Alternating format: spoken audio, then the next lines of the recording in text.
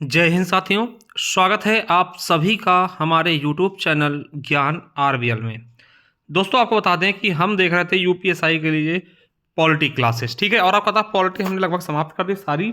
अब हम केवल संवैधानिक निकाय और गैर संवैधानिक जो निकाय हैं वहाँ से क्वेश्चन पूछा था, उसके बारे में हम अब देखेंगे, ठीक है। तो चलिए दोस्तों, आज हम देखेंगे संवैधानिक निकाय, ठीक है।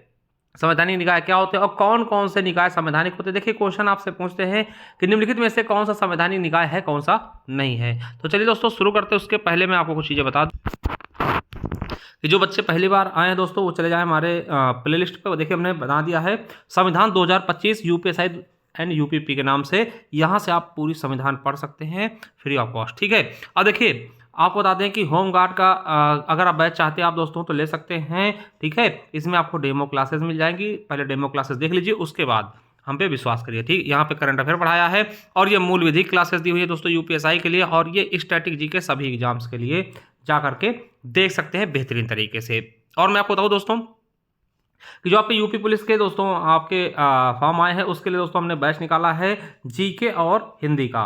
तो दोस्तों ये जीके और हिंदी का बहुत ही शानदार बैच है मेरे दोस्तों, पूरा का पूरा जीके हिंदी। देखिए किस तरीके से जीके मैंने इसको बांट के पढ़ाया हुआ है।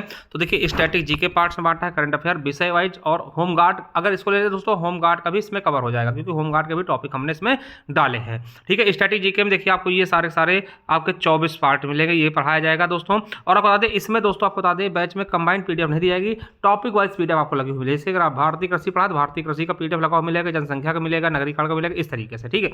इसका करंट अफेयर दोस्तों उत्तर प्रदेश का अलग, राष्ट्रीय अंतर्राष्ट्रीय अलग, अगर कोई चर्चित टॉपिक होता उसका अलग से। इसके अलावा संविधान दोस्तों पूरा पढ़ाया गया, भूगोल पूरा, इतिहास, अर्थव्यवस्था, उत्तर प्रदेश स्पेशल और साइंस, ठीक है। इसके अलावा होम गार्ड के भी स्पेशल टॉपिक्स पढ़ाए गए हैं। अगर होम गार्ड के लिए भी लेना चाहते हैं तो आप ये ले सकते हैं, इसमें दोनों कवर हो जाएंगे, ठीक है। देखिए ये रिकॉर्डेड बैच है, तो होम गार्ड जो पढ़ाया था ये भी नवीनतम, ठीक है। और दोस्तों ये आपके हिंदी भी आपको पूरी पढ़ाई जाएगी इसमें, ठीक है। और आप जान सकते हैं दोस्तों, बहुत ही शानदार तरीके से सारी चीज़ें कराई जा रही हैं। और दोस्तों ये है 299 रुपये। मगर दोस्तों आपको बता दें कि ऑफर प्राइस दोस्तों 26 जनवरी को ऑफर प्राइस, बहुत बड़ा ऑफर प्राइस आने वाला है। तो आप जा करके चाहे होमगार्ड का चाहते हैं बैच ले सकते हैं, और यूपी पुलिस का भी ले सकते हैं, जैसा आप चाहें। बहुत ही दोस्तों आपको छूट मिल जाएगा, ठीक है, 26 जनवरी को। तो आप 26 जनवरी को पूरे दिन दोस्तों इसको कभी भी ले सकते हैं। उसके बाद फिर से दोस्तों ये आपको 299 रुपये में मिलेगा, ठीक है। कैसे लेंगे तो ज्ञान आरबीएल ऐप पे जाइए, और दोस्तों यहाँ जाएंगे पेड क्लासेस वाले कॉलम में। तो जैसे जाएंगे दोस्तों, ये देखिए यहाँ पे आपको ये यूपी पुलिस का मिल जाएगा दोस्तों, ठीक है, 299 रुपये दिखेगा। और 26 जनवरी दोस्तों आपको ये बहुत ही न्यूनतम फीस में मिल जाएगा। इसके अलावा होमगार्ड का भी चाहे तो होमगार्ड का भी ले सकते हैं, ठीक है। इसके अलावा दोस्तों जिसको ई बुक्स वगैरह चाहिए, ई बुक्स वाले कॉलम पर चले जाएँ। जैसे ई बुक्स वाले कॉलम पे जाएंगे तो दोस्तों ये देखिए होम गार्ड के लिए दोस्तों जिसको कंबाइंड पीडीएफ चाहिए स्पेशल टॉपिक्स की, तो इतने सारे टॉपिक्स होंगे, आप इसको देख सकते हैं। 121 रुपये मिल जाएगा। देखिए 150 रुपये इसका मूल्य है, 121 रुपये मिल जाएगा। इसे आप बाहर निकलवा के प्रिंट भी करवा सकते हैं। इस प्रकार से मूल विधि के भी मिल जाएगा दोस्तों 125 रुपये में, ठीक है। और ये दोस्तों करंट अफेयर मात्र 25 रुपये में पूरे के पूरे दोस्तों 2025 का करंट अफेयर।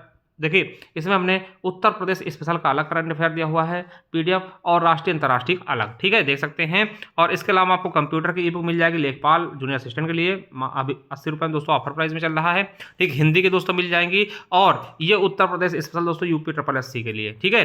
इसके अलावा दोस्तों ये रहे स्ट्रैटेजी के यूपी पुलिस और यूपीएसआई के लिए पूरे टॉपिक 99 रुपीज़ में। और आपको संपूर्ण इतिहास मिल जाएगा, संपूर्ण भूगोल, और ये संविधान जिससे मैं पढ़ा रहा हूँ मात्र 50 रुपये में। तो चलिए दोस्तों, जिसको चाहिए ले सकता है, ज्ञान आरबीएल ऐप पे जाकर के, लिंक नीचे दिया हुआ है। चलिए तो साथियों, संविधान देखिए, संविधान ने पूरा करा दिया था, मगर दोस्तों इसमें हम ये चीज़ देखते हैं संवैधानिक निकाय कौन से हैं और असंवैधानिक निकाय कौन से हैं, गैर संवैधानिक निकाय कौन से हैं, ठीक है। क्योंकि यहाँ से क्वेश्चन आपके एग्जाम में पूछ सकता है, ठीक है। क्योंकि कैसे पूछता है तो आपको देखिए पूछेगा निम्नलिखित में से कौन सा संवैधानिक निकाय है, ठीक है। उसमें 4 ऑप्शन से देगा, 4 है ना, तो उसमें आपको बताना होगा कौन सा है कौन सा नहीं है। तो चलिए इसके बारे में देखते हैं। तो आपको बता दें, देखिए संवैधानिक निकाय क्या होता है। भारत के संवैधानिक संस्थाएं वे निकाय हैं जिनका उल्लेख संविधान में किया गया है, ठीक है, और उन्हें विशिष्ट कार्य के लिए स्थापित किया गया। यानी कि कोई सा भी ऐसा निकाय, कोई सा भी ऐसा संस्था जिसके बारे में संविधान में वर्णन है, संविधान के किसी भी आर्टिकल में दोस्तों उसको दिया गया है, तो वो संवैधानिक निकाय है। समझ रहे हैं मेरी बात को? बिल्कुल। जैसे क्या मैं आपसे पूछूं कि मानवाधिकार के कोई संवैधानिक निकाय है, तो क्या मानवाधिकार किसी आर्टिकल में पड़ेगा? तो आप कहेंगे सर मानवाधिकार पड़ेगा, कहाँ पड़ेगा? कहीं नहीं पड़ेगा। ठीक है, तो मानवाधिकार आपका संवैधानिक निकाय बिल्कुल भी नहीं है। ठीक है, अब वहीं पे मैं आपसे पूछूं कि दोस्तों, अगर मैं आपसे कहूं कि अनुसूचित जनजाति आयोग है संवैधानिक निकाय, अनुसूचित जनजाति आयोग या फिर ओबीसी आयोग, ये हैं, तो आप कहेंगे सर इसका तो उल्लेख है। हाँ है, तो बिल्कुल है। ठीक है, तो इस तरीके से, तो चलिए दोस्तों, यहां से आप देखिए कि मतलब जिन भी संस्थाओं का उल्लेख आपके संविधान में किसी भी आर्टिकल में मिल जाए वो संवैधानिक निकाय होंगे। ठीक है, तो मैं सभी संवैधानिक निकायों के बारे में बताऊंगा। ठीक है, और दोस्तों देखिए, इसमें से कुछ मैं पहले पढ़ा चुका हूं, मतलब जो आप संविधान अनुच्छेद 1 से लेकर के अभी तक जो हमने पढ़ाया है उनमें बहुत सारे हमने करा दिए हैं, पढ़ा दिए हैं। बस यहाँ पे इसलिए लिख दिया कि आपसे अगर कभी पूछे कोई तो आप बता पाएं कि हाँ ये संवैधानिक निकाय है। ठीक है, तो चलिए दोस्तों, मैं एक एक संवैधानिक निकाय बताता हूँ और इसके बाद में उसके बारे में पढ़ेंगे जो नहीं पढ़ा होगा। ठीक है, चलिए, जैसे संवैधानिक निकाय कौन सा है, तो भारत के महान्यायवादी, आपको पता है इसको हमने आर्टिकल 76 में पढ़ाया है, तो ये आप पढ़ चुके हैं। तो भारत का आपसे पूछेगा भारत का महान्यायवादी एक संवैधानिक निकाय, बिल्कुल है, क्योंकि संविधान में इसका उल्लेख दिया हुआ है। भारत के नियंत्रक एवं महालेखा परीक्षक अनुच्छेद 148 यानी जिसको CAG बोलते हैं, कैग। ठीक है, ये भी पढ़ चुके हैं। राज्य के महाधिवक्ता, देखिए यूपीएससी में पूछा गया है। ठीक है, अनुच्छेद 165 पढ़ चुके हैं। राज्य वित्त आयोग दोस्तों अनुच्छेद 343 आई, इसके बारे में भी जान चुके हैं। राज्य चुनाव आयोग दोस्तों ये भी संवैधानिक निकाय है, अनुच्छेद 243 के पढ़ चुके हैं। जिला योजना समिति दोस्तों इसके बारे में पढ़ चुके हैं हम 243 ZD में। ठीक है, और महानगर योजना समिति ये भी आपका संवैधानिक निकाय, क्योंकि इसके संविधान में इसका उल्लेख दिया गया है अनुच्छेद 243 ZE में। ठीक है, अंतर्राज्यीय परिषद दोस्तों पढ़ चुके हैं बहुत ही शानदार तरीके से, ये और इंपॉर्टेंट भी है, इसको आपने बताया भी है। ठीक है, तो 263 में। ठीक है, और दोस्तों माल एवं सेवा कर यानी कि GST, ठीक है, GST परिषद, माल एवं सेवा कर परिषद दोस्तों अनुच्छेद 279A में दोस्तों यूपीएससी में पूछा गया, और इसके बारे में आपको बता दूं स्टैटिक जीके वाले पार्ट्स में हमने इसको पढ़ाया है, तो वहां से पढ़ सकते हैं। ठीक है, चलिए, वित्त आयोग दोस्तों अनुच्छेद 280 हमने कराया है। ठीक है, चलिए, और अगला है दोस्तों अंतर्राज्यीय व्यापार एवं वाणिज्य आयोग, ये अनुच्छेद 307 में दोस्तों, और ये भी आपका क्या है, संवैधानिक निकाय है। वहीं दोस्तों संघ राज्य और संयुक्त लोक सेवा आयोग दोस्तों अनुच्छेद 315 से लेकर के 323 तक है दोस्तों, इसके बारे में हमने पढ़ाया है आपको। ठीक है, भारत निर्वाचन आयोग दोस्तों 324, ये भी पढ़ा चुके हैं। अब दोस्तों आगे बात करते हैं राष्ट्रीय अनुसूचित जाति आयोग दोस्तों अनुच्छेद 338 में, इसके बारे में हम पढ़ेंगे आगे, इसके बारे में हमने डिटेल में नहीं पढ़ा तो डिटेल में पढ़ेंगे। ठीक है, राष्ट्रीय अनुसूचित जनजाति आयोग अनुच्छेद 338A, इसके बारे में भी पढ़ेंगे, अभी नहीं पढ़ा है डिटेल में। और राष्ट्रीय पिछड़ा वर्ग आयोग अनुच्छेद 338B, ठीक है, इसके बारे में भी पढ़ेंगे। भाषाई अल्पसंख्यकों के लिए विशेष अधिकारी दोस्तों, ये भी दोस्तों आपको पता है अनुच्छेद 350B में, इसके बारे में बताऊं दोस्तों, इसे 7वां संविधान संशोधन 1956 में जोड़ा गया, और भाषाई अल्पसंख्यकों के लिए एक विशेष अधिकारी होगा जिसकी नियुक्ति कौन करेगा, राष्ट्रपति करेगा। ठीक है, और इसके अलावा दोस्तों केंद्रीय प्रशासनिक अधिकरण अनुच्छेद 323, तो दोस्तों इनमें से हम किसके किसके बारे में पढ़ेंगे जो हमने नहीं पढ़ा। ठीक है, तो राष्ट्रीय अनुसूचित जनजाति आयोग, राष्ट्रीय अनुसूचित जनजाति आयोग, और ओबीसी यानी पिछड़ा वर्ग आयोग, और दोस्तों केंद्रीय प्रशासनिक अधिकरण, इसके बारे में पढ़ेंगे, क्योंकि ये और बाकी सारी चीज़ें हम पढ़ चुके हैं, इनके बारे में जो नहीं पढ़ा दोस्तों उसके बारे में देखेंगे। और दोस्तों आज का जो है केंद्रीय प्रशासनिक अधिकरण के बारे में पढ़ेंगे। ठीक है, चलिए, तो दोस्तों हमने बता दिया कि कौन कौन से दोस्तों आपके संवैधानिक निकाय जिनका उल्लेख संविधान में, हमने आर्टिकल समेत बताया है, आपसे इधर उधर भटकना नहीं, आप सीधा आर्टिकल देखेंगे दोस्तों। ठीक है, आपको याद आ जाएगा। ठीक है, चलिए, अब दोस्तों हम देखेंगे केंद्रीय प्रशासनिक अधिकरण अनुच्छेद 323A, यहां से क्वेश्चन आपके एग्जाम में पूछे भी जाते हैं। चलिए देखते हैं। अब देखिए आपसे पूछेगा कि केंद्रीय प्रशासनिक अधिकरण ये किस अनुच्छेद में है, तो 323A में। तो आपको बता दें स्थापना इसकी अनुच्छेद 323A के तहत की गई दोस्तों। ठीक है, याद रखेंगे, और इसकी स्थापना 1985 में की गई। यूपीएससी में पूछा गया, देखिए आपसे पूछा गया केंद्रीय प्रशासनिक प्राधिकरण, ठीक है, अधिकरण की स्थापना कब की गई, तो 1985 में। अब देखिए आपको बता दें यह संघ के नियंत्रणाधीन अन्य प्राधिकरणों के मामले के संबंध में सार्वजनिक सेवाओं और पदों पर नियुक्त व्यक्तियों की भर्ती एवं सेवा शर्तों संबंधित विवादों एवं शिकायतों के न्याय निर्णयन का प्रावधान करता है। दोस्तों ये आपको बता दें कि जो सार्वजनिक सेवा में दोस्तों जो लोग हैं उनके नियुक्ति और पदों में जो सेवा शर्तें हैं दोस्तों, विवाद होते हैं, शिकायतें होती हैं, उनके लिए ये किया गया है।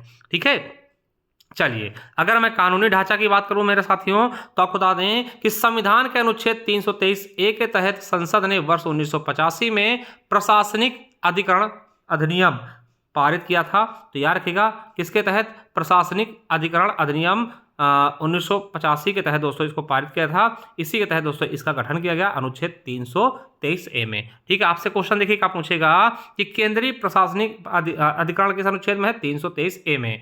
कब इसकी स्थापना की गई, तो 1985 में। ठीक है, पूछा भी गया यूपीएसआई में। ठीक है, चलिए तो याद रखेंगे। चलिए आपको बता दें कि केंद्र सरकार, देखिए समझिए, अधिनियम केंद्र सरकार को एक केंद्रीय प्रशासनिक अधिकार, जिसको हम कैट भी बोलते हैं शॉर्ट फॉर्म में, ठीक है, और राज्य प्रशासनिक अधिकरणों की स्थापना हेतु अधिकृत करता है।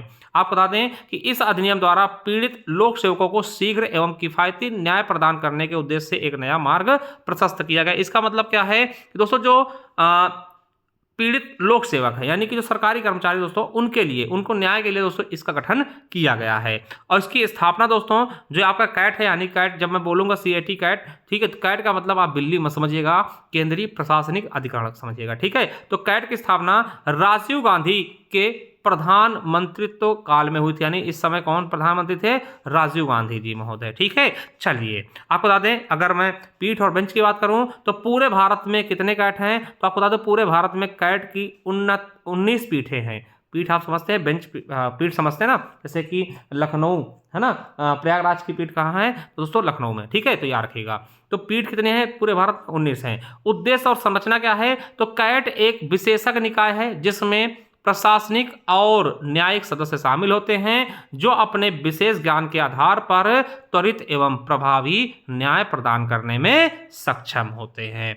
चलिए इसके अध्यक्ष कौन होगा, तो किसी उच्च न्यायालय का वर्तमान या सेवानिवृत्त न्यायाधीश दोस्तों इसका अध्यक्ष बनेगा। ठीक है, किसी भी उच्च न्यायालय का वर्तमान, या फिर चाहे वर्तमान में हो या फिर सेवानिवृत्त, यानी कि वो दोस्तों रिटायर्ड हो चुका हो, वो इसका अध्यक्ष बन सकता है। ठीक है, चलिए संचालन सिद्धांत की बात करूं तो न्यायाधिकरण मामलों को तय करने में प्राकृतिक न्याय के सिद्धांतों का पालन किया जाता है और नागरिक प्रक्रिया संहिता द्वारा निर्धारित प्रक्रिया में बाध्य नहीं होता है। ठीक है, अब आपको बता दें कि प्रशासनिक अधिकरण अधिनियम 1985 की धारा 17 के तहत अधिकरण को उच्च न्यायालय के समान ही स्वयं अवमानना के संबंध में उसी अधिकार क्षेत्र और अधिकार का प्रयोग करने की शक्ति भी प्रदान की गई है, याद रखेंगे। ठीक है, चलिए आगे देखते हैं दोस्तों, इसके स्वतंत्रता की बात करते हैं। ठीक है, स्वतंत्रता क्या है, तो आपको बता दूं कि अध्यक्ष और सदस्यों की सेवा की शर्तें प्रशासनिक अधिकरण, यानी संशोधन किया गया इस अधिनियम में 2006 के अनुसार उच्च न्यायालय के न्यायाधीश के समान होते हैं। यानी जो इसके दोस्तों अध्यक्ष और सदस्य होते हैं उनकी सेवा शर्तें, ठीक है, सेवा की शर्तें प्रशासनिक अधिकार दोस्तों, इसमें जो संशोधन किया गया था इस अधिनियम में 2006 में, इसको बढ़ा करके उच्च न्यायालय के न्यायाधीश के समान कर दिया गया है। ठीक है, चलिए आगे देखते हैं कि आदेशों के खिलाफ अपील,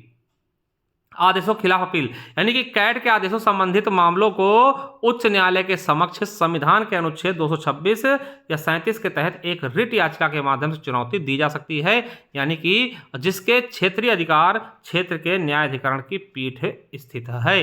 ठीक है, यानी इनको चुनौती भी दी जा सकती है रिट के तहत। ठीक है, चलिए तो दोस्तों ये आप समझ गए होंगे बहुत ही शानदार तरीके से कि संवैधानिक निकाय का दोस्तों हमने आज इसमें एक चीज हमने देख लिया है। बाकी के दोस्तों में नेक्स्ट वीडियो में, ठीक है, चाहे वो आपका जो भी दोस्तों आयोग हैं, ठीक है, जाति आयोग, जनजाति आयोग है ना, जाति आयोग और पिछड़ा वर्ग आयोग, इन सब के बारे में नेक्स्ट वीडियो में देखेंगे। कैसी लगी वीडियो जरूर बताइएगा। मिलते हैं नेक्स्ट वीडियो में, तब तक के लिए जय हिंद जय भारत।